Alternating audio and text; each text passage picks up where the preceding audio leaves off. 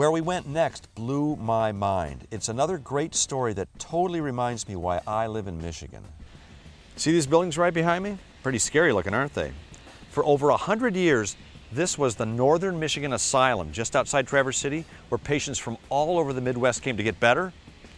You won't believe what it is now. In 1989, the asylum closed down and these beautiful buildings just fell into complete ruin.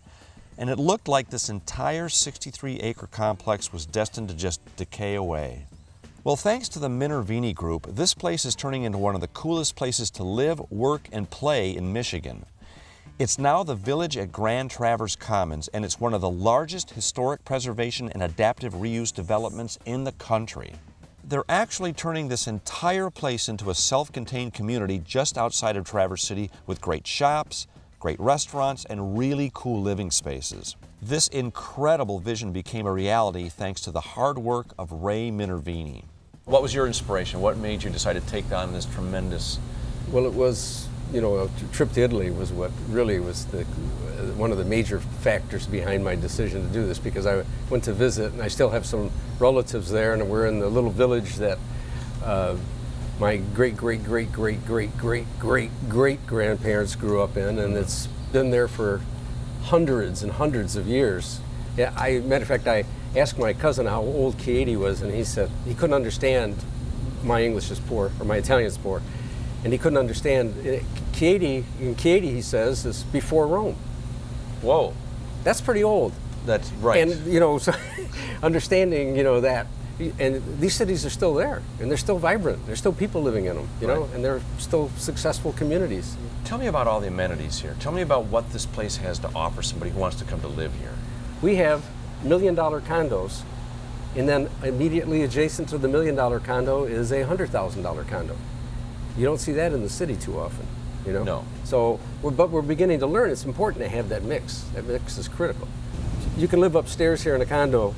You can take the elevator down to the Mercado, go through the Mercado and stop at the deli, or you could go to the gelato shop, or you can go to the coffee shop, or you can walk across the street to the bakery, or go over to the winery for some wine tasting if friends come in, or go to the restaurant downstairs. So everything's right here. Like you said, people from all walks of life, all living together in a community. Yeah. Ray took some time to show me around, and even though this project is only 25% completed, they've created some incredible spaces here.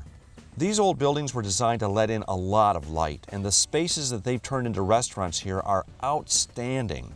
It's amazing how comfortable these buildings feel. Next, Ray took me to Pleasanton. It's a real brick oven bakery where everyone in the village picks up their fresh bread every day. Oh my gosh, this is a workout. Watching her do this? Oh yeah. This is better than Pilates. This is the easy part. This is the real thing. I mean, it's wonderful bread. It's just, it's You guys you know don't what it is? like It's that. the secret ingredient that Hannah stirs in there. And It's Sarah. love. It's love. They mix in there. That's right. And that's why it's so good. Are those love chips in These there? are love chips, yeah. The village even has its own winery right on the village square.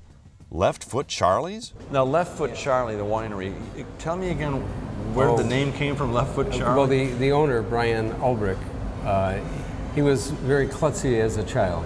And back then, the term for a klutzy child was a left foot Charlie. Right. And Next, Ray took me to a place that they were just starting to renovate. Wow, so this is the chapel where all the patients would come. yes. Now, what will this become? This will become a chapel again, and we'll use it for Sunday services, but also for weddings, because Traverse City is a great wedding location, destination place for weddings. But we'll also have banquets here as well, and musicals, and we'll reinvent the building. Each building, we have to create and find new uses for the buildings, much like we all need to do in our lives. Right. And which you've done for a lot of businesses here. And a lot of the businesses the new businesses that we have here are people who have been reinventing themselves, which is what, as we know, Michigan in general needs to be doing. We got to reinvent ourselves. And these are the opportunities that we need to create for people to do just that very thing. You're a great inventor. Well, it's, you know what? It's a great place we live. We're lucky we're here. Thanks. Yeah. Spending the day with Ray gave me a real appreciation for what he and his family have done here. There's 100 reasons to visit the village at Grand Traverse Commons, But once you've been here, you'll probably find even more reasons to stay.